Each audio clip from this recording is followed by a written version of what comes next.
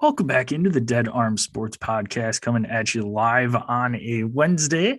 Live on a Wednesday. Live on a Wednesday. Not our usual day, but with the holiday schedule, we're here nonetheless. Jell is rocking his holiday lights in the background, and very fitting for our question of the day today, Jell.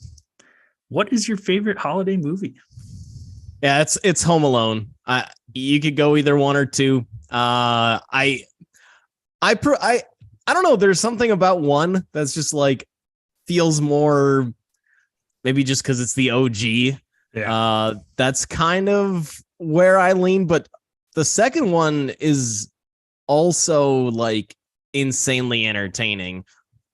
And Duncan's toy shop Toy and chest. that whole involvement and the old lady with the doves.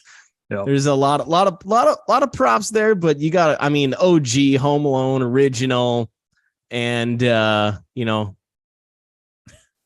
gotta go Home Alone 1 as the go-to. Now I watched both Home Alone 1 and 2. What was it? Monday afternoon, back to back.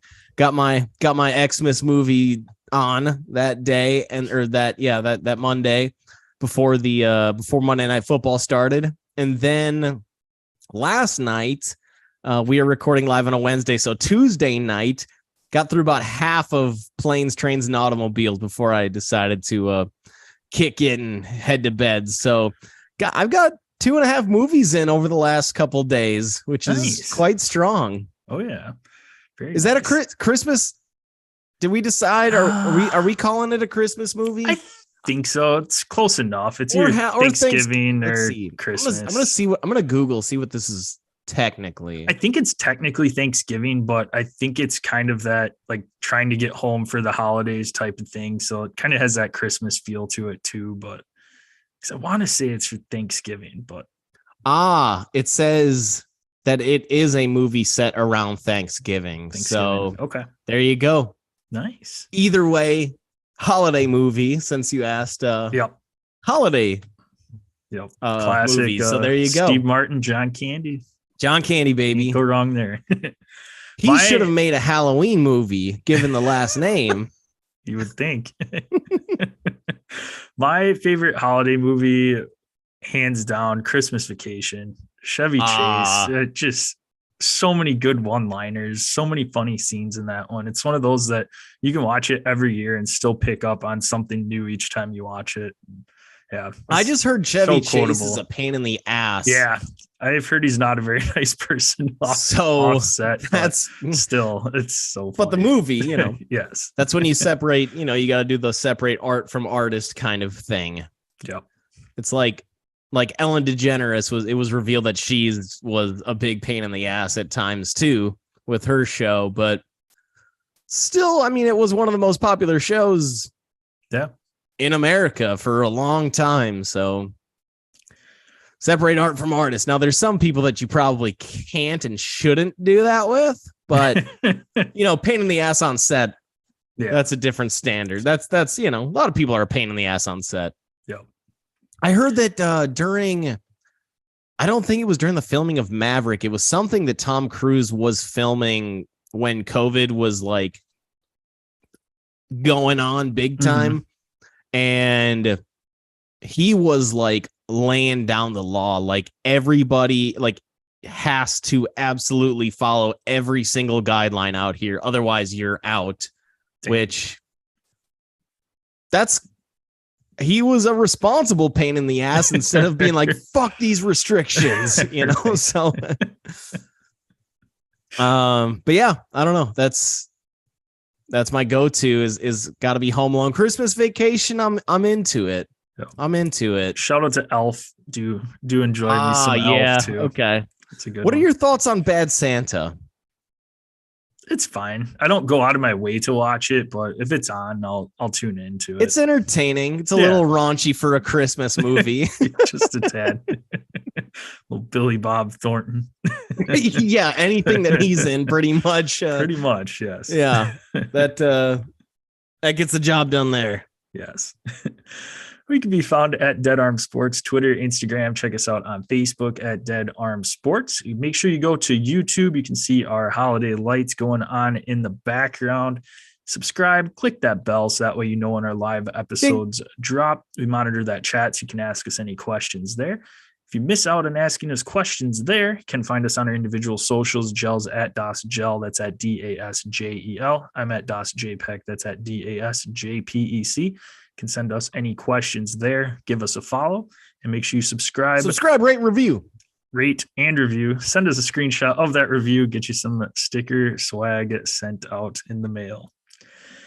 NCAA championship week is behind us, and we are here to recap that for you. Many epic games that shaped the college football playoff. We'll get into that a little bit as well.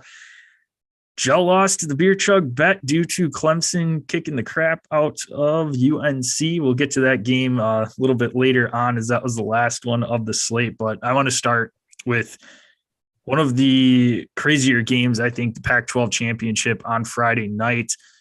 Absolutely epic game for a while there. Caleb Williams gets hurt, turns into a one-dimensional just pocket passer. Very, very not mobile at all. He did pick up a first down. On one ankle. Yeah. I mean, you could tell he's just writhing in pain. So you feel bad there. And that pretty much did them in. Outside of a question for you, Gel. Was that like the worst tackling performance all time by USC? I mean, there were plays that there was like 5 missed tackles on, and I'm not talking like somebody dove and like missed an ankle tackle. I'm talking like they had the ball carrier wrapped up and he somehow was like a greased pig and got away and ran into the end zone. Like it was insane. Like I couldn't believe what I was watching. It was just horrendous. This Lincoln Riley's issues, defensively followed him from Oklahoma to USC. And, we've been kind of saying it all year. He fixed the offensive side of the ball, which is his side of the ball, right away. Obviously bringing over Caleb and bringing over Mario from OU, getting Jordan Addison as well from Pitt, Biletnikoff Award winner. Biletnikoff. Yeah. God, Fred Biletnikoff. That's just so old. It's like, wait, was it him? It's so long. It's so old. Biletnikoff Award winner. So best receiver in the nation. When you combine a likely Heisman Trophy winner plus Jordan Addison, plus also bringing over previous Pac-12 running back of the year, Travis Dye over, obviously until he got hurt. Believe it was in that UCLA game. Yeah, that sounds right. Yeah. Okay. Let's go with it. I think so. Your offense is going to be solid along with Lincoln's just really well schemed out, really well planned out offense. But the defense had been struggling all season, and we knew that would probably end up being their kryptonite if they were going to lose. Those defenders, man, they're just, I don't know if it's I don't think he brought any defensive players over from OU, which he shouldn't have, because you can see how Oklahoma's defense performed this year with Right. Some of those players, which was pathetic. And USC's defense it hasn't been good since those Pete Carroll years, really. So it's not like he had much to work with when he got there. I think that they're going to have to do a lot of work in the transfer portal on that side of the ball. Defensive line, secondary, linebackers, all 3 levels of that defense need work. Whether that's, they've got Caleb for 1 more year. So if they can get some transfers, guys that didn't play much at Bama or haven't been playing much at Georgia or Bama or any of these, LSU, any of these SEC schools, that's typically where the cream of the crop is defensively, at least. Maybe, even getting into the Midwest and convincing some of these players, at least recruit wise, diving into the Midwest and saying, hey, you'll still be a Big Ten school by the time that your tenure here at USC is over. Maybe that's going to give them a little bit of hope, but I think they got to make it. They got to go after it this year while they've got Caleb Williams for 1 more season. Yeah. And shout out to Utah. They played a hell of a game. They looked really good on defense as well, limiting Caleb Williams, even though, like you said, he was playing on one ankle. Shout out to Kyle Willingham's bunch. They're the only team that beat USC this year, beat them twice. And I can't believe he's been at Utah for I know. that I was long. just going to bring that up. I sent that text when we were all watching the game on Friday that he literally took over for Urban Meyer. He was Urban Meyer's coordinator insane. when Urban Meyer was there. And Urban's left 3 jobs since then. 3 jobs: Florida, Ohio State, Jacksonville. I guess. Yeah, which left, I guess. But no, it's and crazy. Also, he left there. ESPN and Fox in between because he was with ESPN between the Florida and Utah, or Florida and Ohio State. Ohio State, and then he left Fox while he coached the Jags for that 3/4 of a season. So really 5 jobs. Right. Brutal. Yes. So Utah heading to Pasadena New Year's Day to see if they can get some revenge on the loss to Ohio State last year, taking on a new opponent in Penn State. Anything else from this one, Jell, before we jump over to the Big 12 championship? No, not much to add. Just that, I mean, Utah seems to be USC's kryptonite. It's been their kryptonite all season. So it doesn't shock me that Utah came into this game thinking we're going to win this game. We just beat them earlier in the season. So we're good. And they played really well. They played really physical. They played Utah football. USC played Lincoln Riley football, and the more physical team won in the end. Yep.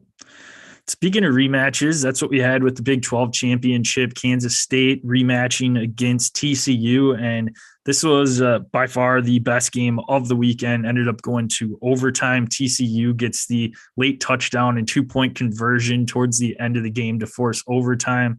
However, Kansas State does get the better of them. TCU failed to score on their first possession in overtime. K-State comes in, kicks the game-winning field goal to give TCU the first loss of the season, and some suspense for 24 hours, wondering, did they still do enough to make it into the playoff? And I guess my question for you, we saw it on that touchdown tying drive from Max Duggan, 95 yards on the ground on that drive. What was TCU doing in overtime? They had the ball first and goal. They had the ball on the 1-2 yard line and didn't try to sneak it and run it with him at all. They handed it off twice, and Kansas State just stacked the box, stopped the running back in the backfield. He didn't gain any yardage on any of his carries. It was just mind-boggling how Max Duggan put his body on the line, just absolutely balled out on that last drive. 95 yards rushing on the last drive. And how does that give him the ball? Made no sense. And he was that QB, whether it was him rolling out and running and scrambling like he did on that really long run. What was it? Probably about a 40-yard run down the left sideline. Yep. Or him just doing power runs through the middle. He was awesome. I mean, and I'm glad that he didn't get ignored for that invite to the Heisman finalist, because he went, like you said, I mean, he put it all on the line, and really, without him, TCU would have stood no chance in this game, because, and like, I mean, every single time that I thought Kansas State had a commanding enough lead that it looked like they were going to finish this game off, TCU would just come right back, and their defense would hold, and then they would, they'd be down 10, and it's like, oh shit, K-State looks like they're going to walk away with this. Nope. Defense makes a stand. Duggan has a baller drive, and Quentin Johnson had a couple brutal drops. Yeah. One in particular that was a downfield that both hands on the ball that he missed. And he'll still end up being one of the top 2-3 receivers probably drafted this April. But yeah, a couple brutal drops from him that kind of ended up stalling TCU earlier in the game. But Duggan ended up I put my team on my back. And he went and did it. So yeah, that honestly, that overtime drive was mind-boggling because it made no sense. I'm just glad that they didn't end up getting left out of that top 4. I mean, Kansas State is a really good team. That's about as good of a loss as you can have. Yeah, a they're loss number to 10, a top, so right. A group, yeah, exactly. An overtime loss to a top 10 team. Like, and both team, I mean, K-State showed up. Deuce Vaughn, that guy's a little freaking maniac, that little 5'6" mother. Right. That's just little, they showed the numbers of him and Darren Sproles before the game, and about the same size back. And we saw Sproles have a really nice NFL career. So yeah. Hey, can Deuce Vaughn kind of double down on that? Another teeny tiny K-State back with that's few inches shorter than me, 4 inches shorter than me. Like, and I'm not a big cat, so he can if he can make an NFL career out of that, that's pretty amazing. But yeah, I think Sonny Dykes kind of screwed up that last drive, but ultimately, I mean, still a really impressive showing by TCU. So yeah, I mean, we were sitting there in our group text chatting back and forth saying, God damn it, is Alabama going to end up making it over TCU now with this loss? They better not. Yep. Yeah, no, it was, well, and it was just kind of scary because you knew going into this weekend, Georgia and Michigan were solidified regardless of what they did. The seeding might have flopped around depending on if somebody lost, but they were in the playoff for sure. But you knew USC had to win to get in. They lose. So, Ohio State was sitting right there. Maybe Alabama jumps them, more than likely not, but Ohio State's more than likely in. And then TCU goes down and you're like, uh-oh, what's going to happen here? And the committee, I think, ultimately did get the teams right, but it was a little nerve-wracking, at least for 24-hour period before those rankings came out. Speaking of those Georgia Bulldogs, SEC championship, Georgia 50, LSU 30. So that one wasn't close at all. Georgia just absolutely dominated. Stetson Bennett had a nice day. Brock Bowers had a nice day. Yeah, that was Georgia's good. That's the main takeaway there. Georgia's really good. Sounds like Brock Bowers could end up being a top 8 pick in next year's draft. They've got another Kyle year Pitts, with him. Vernon Davis-esque type. Right. I mean, great route runner. He can block. He kind of George Kittle. Yeah. Or like Travis Kelce combo almost for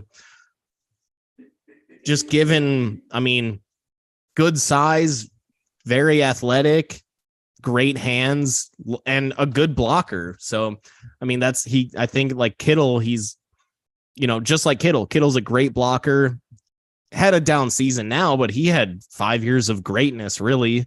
And Bowers he's got lucky for Georgia. They've got right now 2 tight ends, Darnell Washington, 6'7" monster, and then Brock Bowers. So really that 2 tight end set for Georgia to be able for Stetson Bennett to just make some easy completions.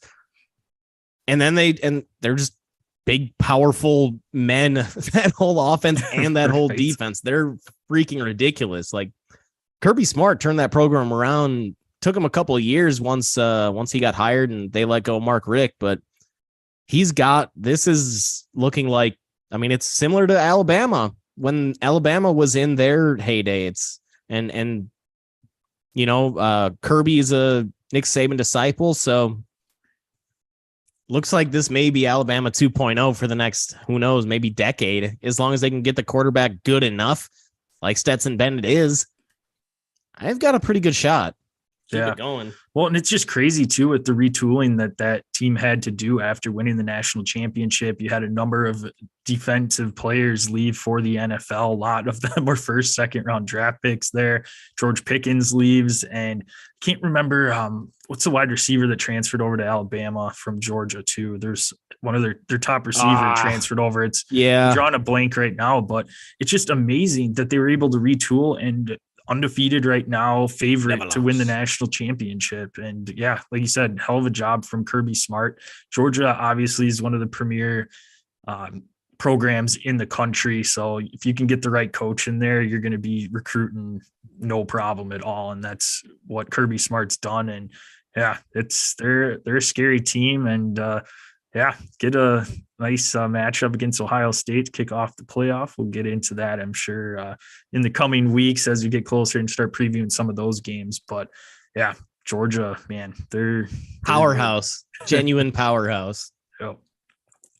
Moving over to the second to last game to talk about here, Big Ten. Michigan ends up dominating Purdue 43-22, solidifying their 2 spot in the college football playoff. And I guess for me, it's the same old story with Michigan, just absolutely dominated the second half. But is it concerning that every first half, it seems like the last few weeks, teams are right in it? And if they get matched up against a team that just goes absolutely bonkers in that first half when Michigan starts off slow, that could give them trouble in that second half trying to play catch up, I think. I mean, you had Purdue, which, yeah, I mean, they're fine. They won the Big Ten West, just kind of backed into it a little bit. Nobody wanted to win that one. With an 8-4 record. I mean, so it's not like they were anything special. Yeah, but I mean, you look, Michigan was up by a little bit over Purdue at the half there. It was a 14-13 game at half. Yep.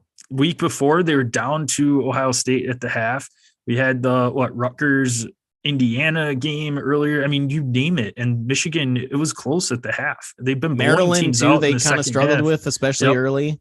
So, I mean, that kind of gives me cause for concern. I mean, TCU's offense, they've been putting up a ton of points. So we'll see what they can do in the first half. I mean, if I'm Sonny Dykes, I'm like, we need to just full throttle this baby in the first half and see if they can play from behind, because they've been, like I said, they've been running away with it in the second half and just kind of been bullying teams, beating them up. But the slow starts could end up biting them when it comes time to the playoff. Yeah. I mean, it just feels like it takes JJ McCarthy a little bit of time to warm up, which he really didn't do much in either the last 2 games to start off. And shit, maybe he needs to go warm up for an hour pregame or something. Local Pee Wee game to get some throws in or something. Yeah, like seriously, this is because he's played really nice in the second half of the last 2 weeks against 2 really nice teams, obviously Ohio State in the playoff, and Purdue's a good squad. I'm not going to overhype them. Good squad though. I still think that with just how powerful and how just like bullying that line is, that offensive line and those receivers blocking wise, and that defense is, I feel like, I mean, they've been able to just wear teams down all year. And we'll get into it as we get closer, but I mean, cause for concern, maybe. I mean, obviously TCU is going to have to go off in the first half, but Michigan's just a lot more physical of a team than TCU. So I guess I don't necessarily see too much of it. I mean, certainly a challenge, but TCU's offense was below prolific this past weekend against a very good Kansas State team. Michigan's just as good defensively, if not better defensively than Kansas State. And I think in the second half, Michigan's just going to end up taking care of business. But yeah, we have maybe an interesting championship game with if we could get a Michigan Ohio State title game. Yeah, as a possibility. Yep, and that's kind of what I think a lot of people, before we get into the ACC, which didn't have any playoff implications, but before we get into that, yeah, I think that was my biggest thing too. Is that okay? TCU loses. If they do stay in the playoff, does the committee bump them down to that 4 seed to play Georgia? And then we have that Ohio State Michigan rematch in the semifinal. But ultimately, I think they didn't want to see 2 Big Ten teams go at it in the first round. So they ended up separating them. I mean, you could argue Ohio State's only loss was to number 2 ranked Michigan. So they could be the 3 seed, but ultimately TCU should get rewarded because they played in their conference championship game. It's 100% TCU deserved to be 3. Yep. So, but it was in the back of my mind though. I'm like, oh, that'd be awesome to be guaranteed that Ohio State Michigan rematch one more time. That would be a hell of a national championship game if Ohio State could pull off the upset. Last of the games, again, this is the 256 pick in the draft, the Mr. Irrelevant ACC championship game. And man, Clemson took it to UNC behind Cade Klubnik coming in. DJ sure did. Uyunglele gets benched and essentially is going to be entering the portal. So we'll see where he ends up next year. But yeah, Cade Klubnik came in, kind of just changed the momentum of that game. It was weird. After the game, Dabo came out and said, yeah, this was our plan all along. DJ was going to play the first 2 series, and then Cade was going to come in. And what the fuck would be the point of that? There's no point of that. Like, what was, shut up, Dabo. Bullshitting. You made the right call putting in Cade because obviously he was better, led them to a blowout win over. Well, once they saw UNC, DJ started off 2 for 5 for 10 yards, 2, 3 and outs. Okay, this clearly ain't going to get it done. Let's move on. Yeah. But ultimately, Klubnik also ended up being their leading rusher that game. So he really threw the ball around. Yep. Yeah, I think my only really takeaway from this one is I know when we were doing our picks last week, I had written down UNC to cover the spread in this one, but ultimately went with Clemson to get one different pick than you from this one. But I was just more surprised. UNC just really couldn't get much going offensively. Clemson's defense was looking pretty good, but just kind of shutting UNC's offense down, which we've seen at times this year that UNC just hasn't showed up. Notre Dame came in and just beat the crap out of them at Chapel Hill, but will be interesting. UNC's pitted against Oregon, so we'll see what ends up happening in that one. It's a solid matchup. Yep. It's always interesting with that UNC offense, like you said. It's just one week they'll show up and drop a 40 burger. Next week they'll pee the bed, and you saw that this week, only 10 points. I mean, Josh Downs, dude, is a monster. He got himself to the century mark with a hundo through the air and 11 catches. Beyond him, though, no offense. I mean, the running backs less than 3 yards a carry. It's like Drake May is a beast, but he's still a freshman, and I think he'll end up, if he ends up maintain going steady Eddie with it. Hopefully he doesn't end up like Christian Hackenberg, where, Hackenberg came in freshman year, balls out, and then from there just couldn't hack it. So hopefully that doesn't end up happening with Drake May, but no, he looked fine, but they had nothing really going on the offense outside of throwing the ball to Josh Downs, which can't blame him. He's their best player.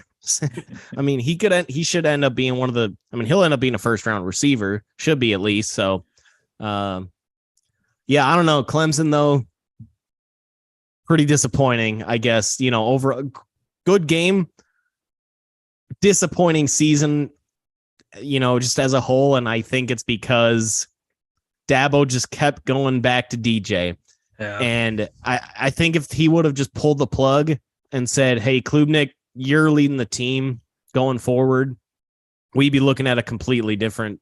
We may be looking at Clemson in the playoff instead of Ohio at least State in the conversation. So now they get a nice matchup against Tennessee, and we both lost to South Carolina Bowl. The Orange Bowl. What if? Yes. Oh man, both teams wear orange. That'd be great. That'd be a mind fuck watching on TV. Oh yeah, that would be awesome.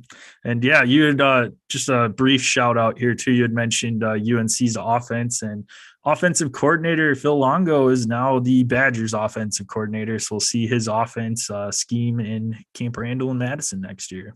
And we've seen Drake May run the ball a little bit on the ground. So and Luke Fickell likes having a bit more mobile of a quarterback too. Yeah, so if Fickell and you've got the UNC offensive coordinator coming over, you'd think they want a bit more mobile of a QB, which can bring, hopefully make this Wisconsin offense a little bit more dynamic. I mean, It's been a stagnant offense since Russell Wilson left. I mean, they're running the same offense Barry was running in the 90s. So it's not good. No, not great, Bob. Not great, Bob. All right. Before we jump over to the NFL, our top four teams then Georgia is the 1 seed facing number 4 seed Ohio State, and Michigan at 2 versus number 3 TCU. So anything jumping out, we'll get into this matchup when we're doing the preview a little bit later on. Have about 3 weeks or so until that game kicks off. A nice New Year's Eve game on Saturday. So that'll be a good time for both of these. But yeah, I mean, ultimately, like I touched on earlier, the committee got this right. These are the 4 teams that should be in there. If USC won, that's fine, but you can't put in a 2-loss USC team over 1-loss Ohio State. But No, not at all. I think they got it right. I'm totally fine with the seeding in this and the matchups. Again, I was hoping that somehow Ohio State would jump in just so we could get that rematch. But these should be if we get solid games. If we get a rematch in the championship game of Michigan, Ohio State, like I think that'd be even better. I'd rather see that than a semifinal game between those two teams. So, I mean, I guess obviously, but no, I think they got it right too. I was kind of thinking, shit, Alabama has an argument, only 2 SEC losses, but more I kind of dug into a little bit. They lost to 2 teams that ended up being good teams, but not anything special. I mean, LSU, we saw, just got stomped by Georgia. Tennessee, their other loss, they got stomped by Georgia as well. And Tennessee also got stomped by South Carolina. So those 2 losses, hey, you win those games, you're in. Mm-hmm.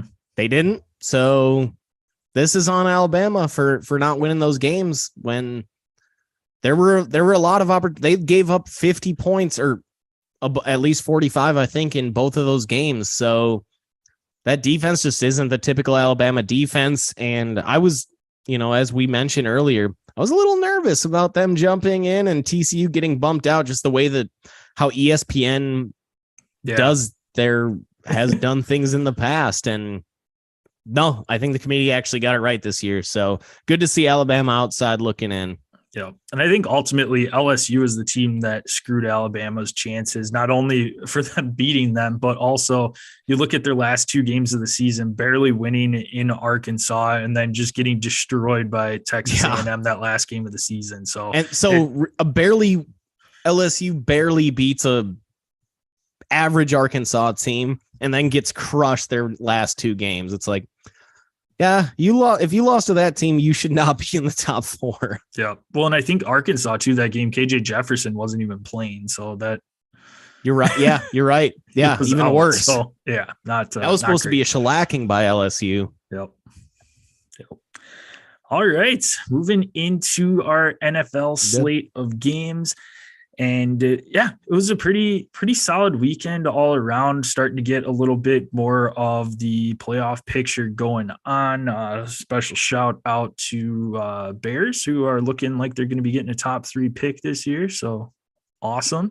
Will Anderson, let's get going here. But no, there was quite a few different games here that I was looking forward to. I'm going to kick it off with a game that I was very curious on how the Jets stacked up against the Vikings and ended up getting a pretty good game there. Vikings ended up winning 27-22, ended up holding off Mike White and the Jets, but Jets defense was pretty contained, at least against the Vikings, holding some of their big playmakers to not huge days, which you'd like to see. Again, I wanted to see how the Jets are stacking up. Minnesota 10-1 on the season. So you know that they're obviously playoff bound and the Jets are fighting for the division and a playoff spot there. But no, it was a pretty solid game with Vikings ended again coming away with the victory. And this one, Jets had a couple of chances at the end of the game. It was funny. I was over at my brother's house and the Jets ended up going 3-and-out from their goal line area, punted the ball. I had a few soda pops, so I had to run upstairs, use the restroom, and it was having a few pops a little longer than normal, but I get back down and all of a sudden the Jets have the ball back. And I was like, what in the heck happened? Like, it literally was gone for like 2 minutes and the Vikings had already gone 3 and out, gave the ball back to the Jets, and then ultimately couldn't find that touchdown to end up taking the lead and move the ball down. But still, I was impressed with the Jets, at least with them being able to keep up with the Vikings. Hell yeah. Mike White. If I could be Mike White. Mike White. No, I mean, super entertaining game. Maybe, one of the more entertaining games for sure of the weekend. You're the Jets. You're sticking with Mike White easily through the season. And do you peg him as you have to at this point, right? Yeah. Oh, for sure. Unless he goes back-to-back weeks with 4 picks or something. But then what's Zach Wilson showing us that he would not do that? No, and Robert Saleh's already come out and said Zach Wilson's going to be inactive this week. Joe Flacco's the backup again. So he's turning to Joe Flacco over Mike White over Zach Wilson anyway. So probably should. Yeah. Look at what Zach Wilson. His best week was when? When is his best game? Seriously, it's BYU days. Yeah, you got to go back to college. So and Mike White put up nice numbers. Also, he's come in before when he was previously with the Cowboys, when Dak has gotten hurt.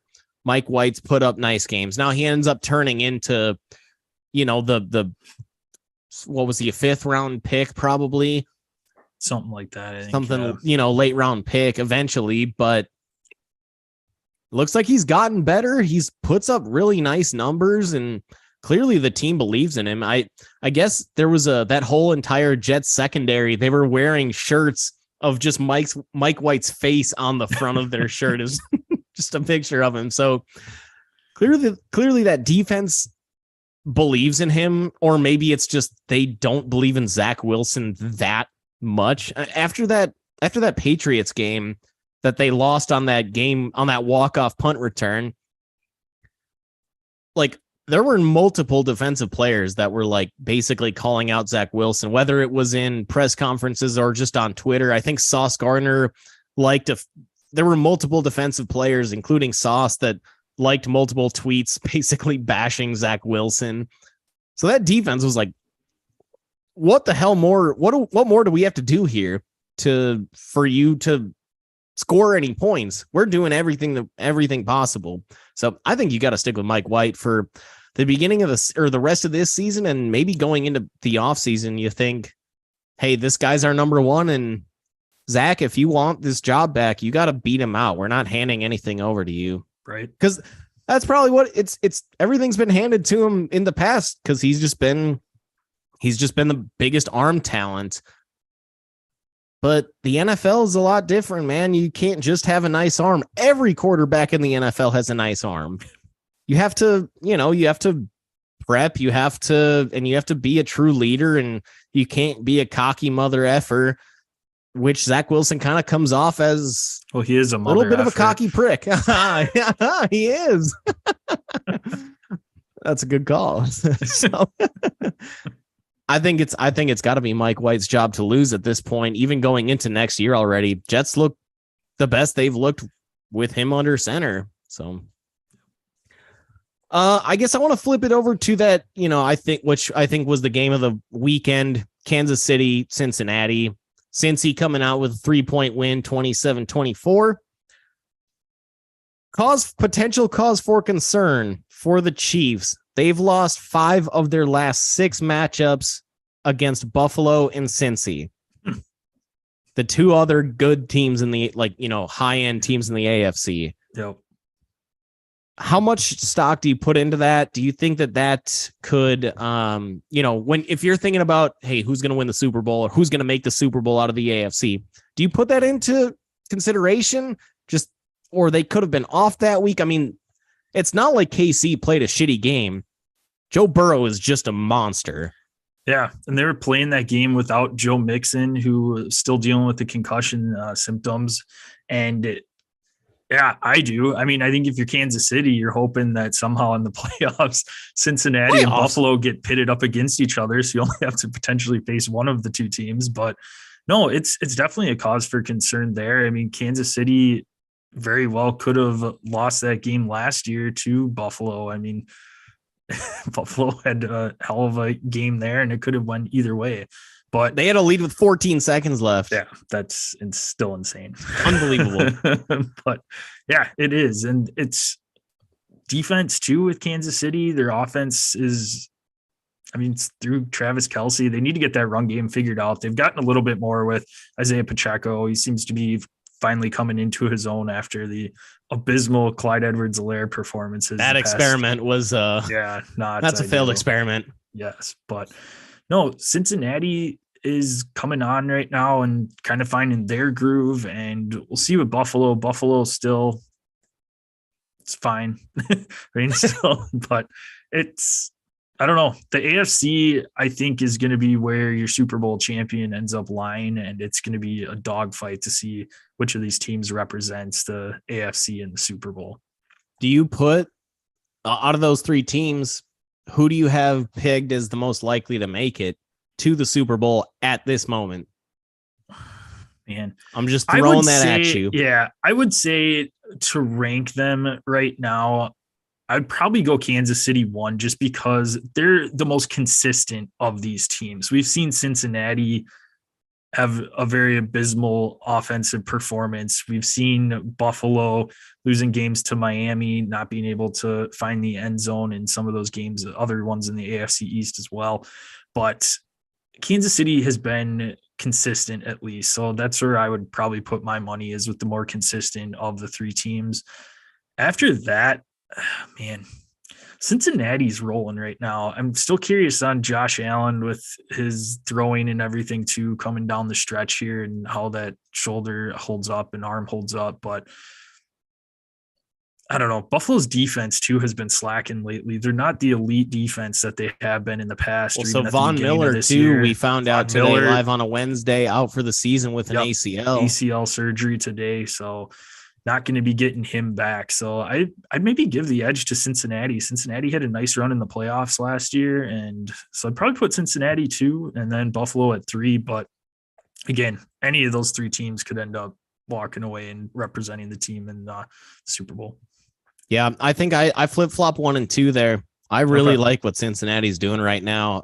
Joe Burrow he's it. I mean, as is Mahomes, but Burrow's just, I don't know. There's something about Burrow that I just fall in love with. And obviously, they made that Super Bowl run.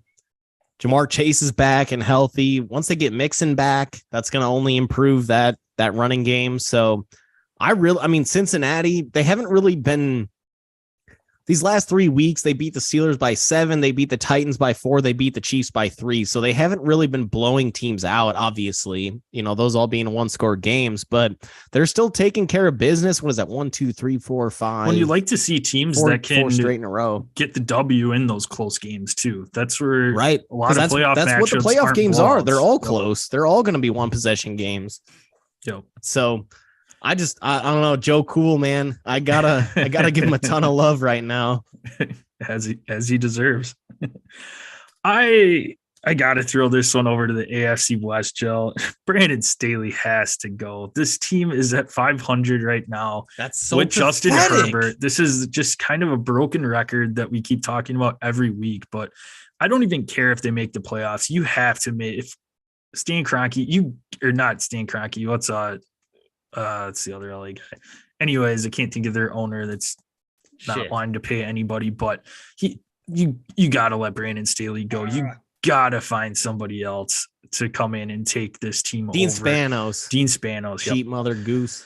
You have too much talent on this team between Justin Herbert, Austin Eckler. I mean, you name it. That offense is just loaded, and you have some nice pieces on defense too. I mean, you just traded and gave up a 2nd-round pick for Khalil Mack. I mean, trying to upgrade this defense, and to be at 6-6 right now, especially with Denver being as bad as they are. Raiders have been playing better football lately, but that was a game that they should have won this last week. They're not playing well, and it's a reflection of Brandon Staley's coaching, and he needs to go. They're just wasting Justin Herbert's rookie contract.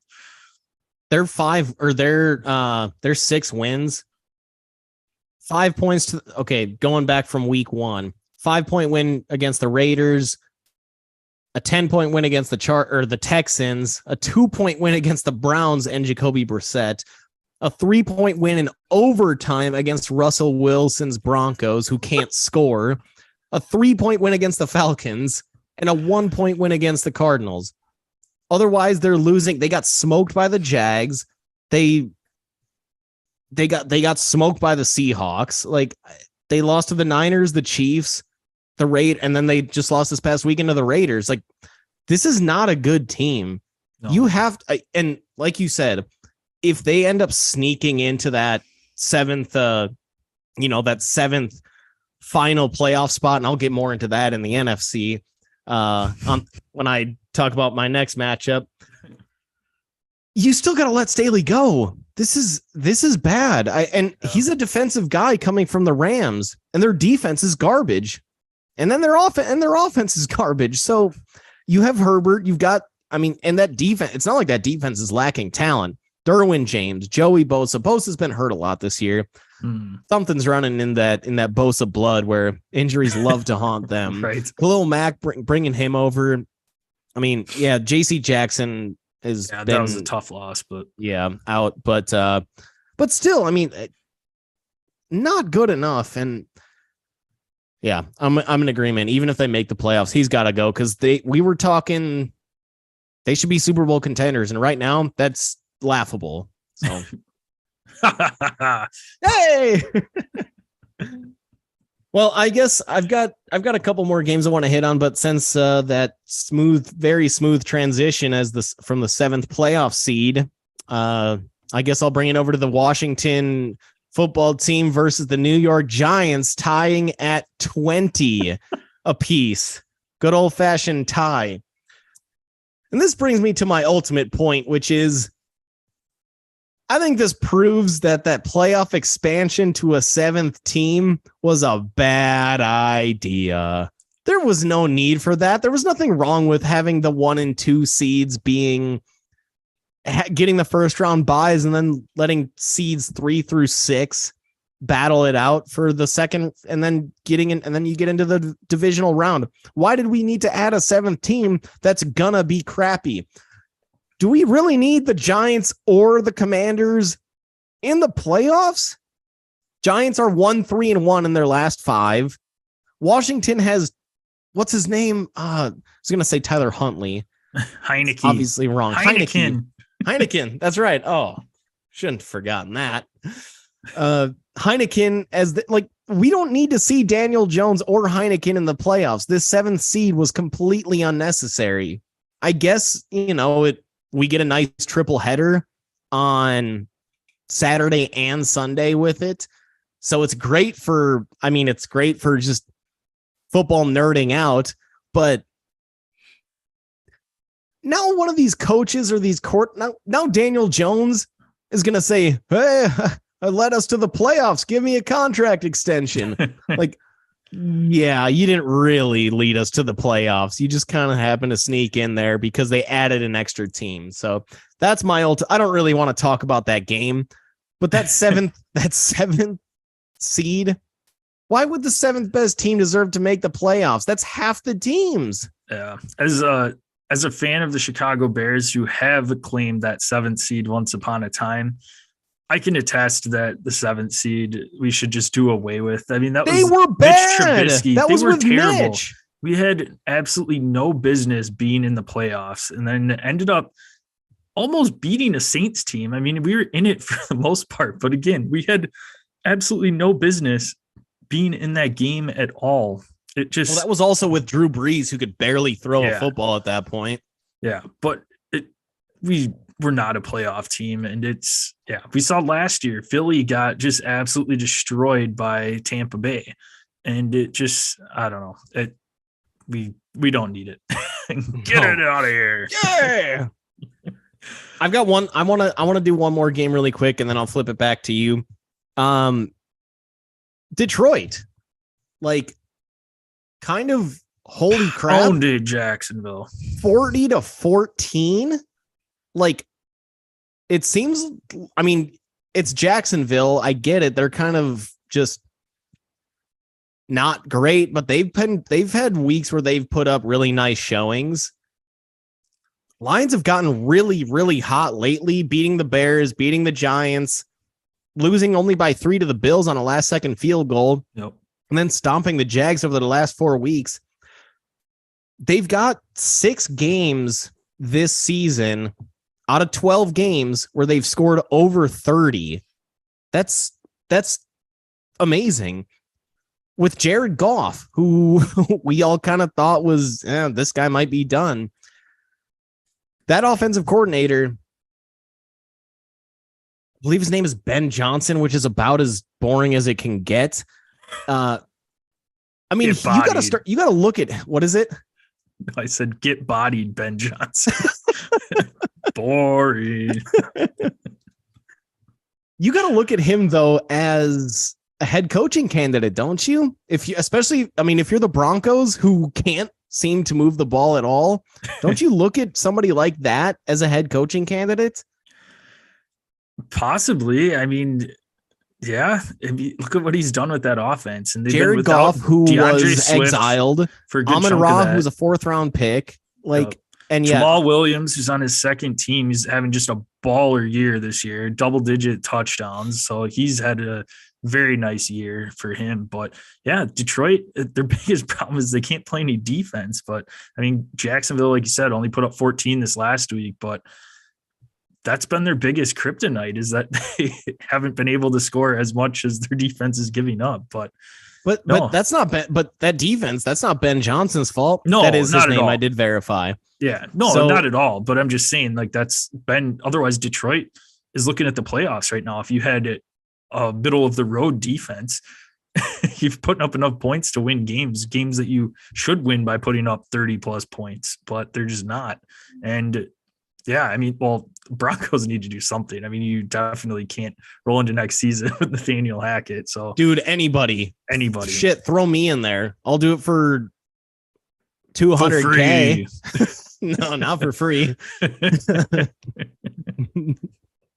But you got to think about giving him serious looks, because they've been nice. This is the best Lions team there's one of those Stafford years when they made the playoffs, but this might be the best team since then. So you got to give Dan Campbell credit, and I think you got to give this OC a ton of credit as well. I believe he's the play caller as well. Nope.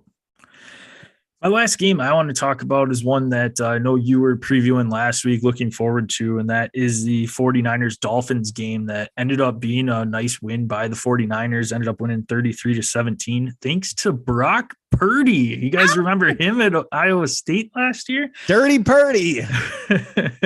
Played pretty good this last weekend, but no, Jimmy G ended up going down with a foot injury. Found out it was not Liz Frank, so he may be back late in the playoffs, but it's the Brock Purdy show. We thought we can bring this up now. Baker Mayfield ended up getting cut by Carolina. Thought maybe San Fran would put in a waiver for him. Ended up going higher in the waiver order to the Rams, which was the only team that put in a waiver for him. But ultimately, Brock Purdy show, and he looked good for a rookie. It wasn't bad. Hey, not at all. I mean, 4-year starter at Iowa State. He was a 3 or 4 star recruit. It's not like they're just grabbing dragging this guy in from the ditch.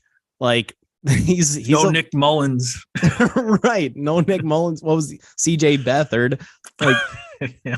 he was a college star for the first couple of years that he started at Iowa State. So it doesn't shock me at all. He had what did I hear? 68% completion percentage in college. So he's an accurate player. He's just a little small for, to end up being a higher draft pick. But I bet if he was 3 inches taller, it would have been a 3rd round pick. I bet. I mean, so I think that the Niners found themselves a little bit of a gem here as Mr. Irrelevant. He turned into Mr. Relevant pretty quickly, Right.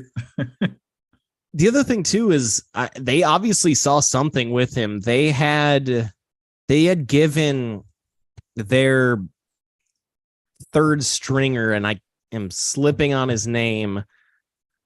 It was that guy that started for the Philly before the year before they drafted Jalen Hurts in week 17.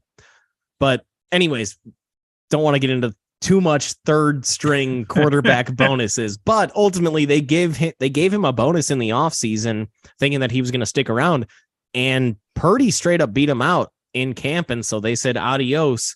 And, even with that bonus money being tied up to somebody that they cut. So they believe in Purdy. They never signed anybody else once Trey Lance went down. They never signed anybody else, knowing that Jimmy G obviously has a nice, has a extensive injury history. Yeah. So, and they didn't sign anybody else. So they must have felt comfortable enough that when Jimmy eventually inevitably goes down and we have to turn the reins over to Brock Purdy, we'll be fine. And they looked fine. So, and that offense really, it's not super quarterback reliant. It's a lot of, hey, get the ball on time to Debo, on time to CMC, on time to Ayuk, on time to Kittle, and let them work. Yep. So, I mean, he's an accurate quarterback. Like I said, 68% in college ball.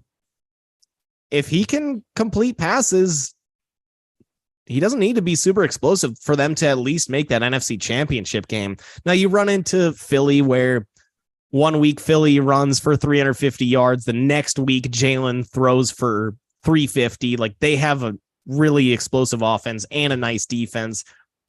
Minnesota, obviously offensively, skill position wise, awesome. Kirk Cousins seems to be kind of coming into his own. So I'm not saying that they're going to make the Super Bowl, but they can make the NFC title game and compete with one of these teams. I think with Purdy out there. Yep.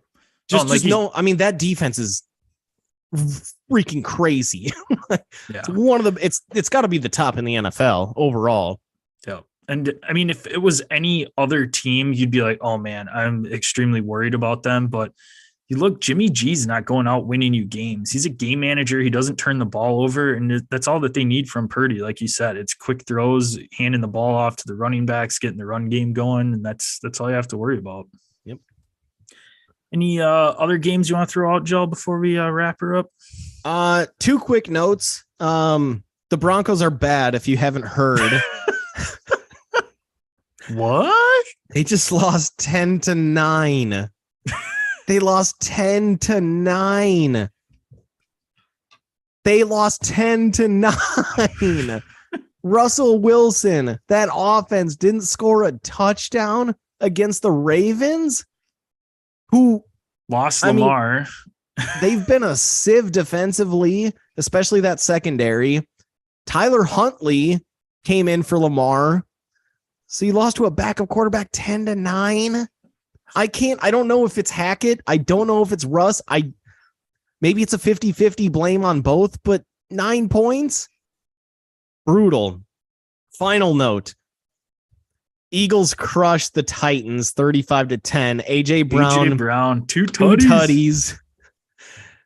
GM of Tennessee gets canned. That is just like gotta feel like gold for AJ Brown. Like, right. I burned you and you traded me. I burned you and now you're gone. That is a Christmas gift. The biggest Christmas gift AJ Brown could have ever received. Yes. The guy that traded him gets let go. That is awesome. Speaking of gone, that is us for this episode. We can be found at Dead Arm Sports, Twitter, Instagram. Check us out on Facebook at Dead Arm Sports. Be the first thing that pops up. Go to YouTube, type in Dead Arm Sports into that search bar, subscribe, click the bell so that way you know when our live episodes drop. You can ask us any questions in the chat, monitor that throughout the episode, and then you can also watch replays of the show the next day after we record.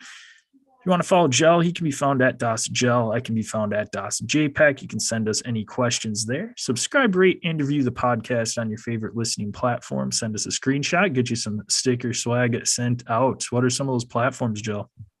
Hit us up on Apple Podcasts, Spotify, iHeartRadio, and Google Pods.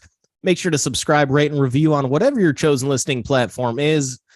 Take a screenshot of that written review. Send it to us on our socials, Twitter, Facebook, Instagram. Just search Dead Arm Sports, and you will find us there. Also, subscribe to our YouTube channel, as Big JPEG mentioned, and make sure to hit that bell for the notifications. All right, so we'll be back with you S Viernes on Friday. We've got a fun show for you. No college games to preview this next week, but we are going to recap the season, give some of our surprise teams, players, and some disappointments as well, along with our Drew Locks of the week. Wrap out the show with that. But again, thanks so much for listening. If you could tell somebody you know about the podcast, help spread the word, that would be wonderful. And Gel, close her out. Hey, John Robinson, what can Brown do for you?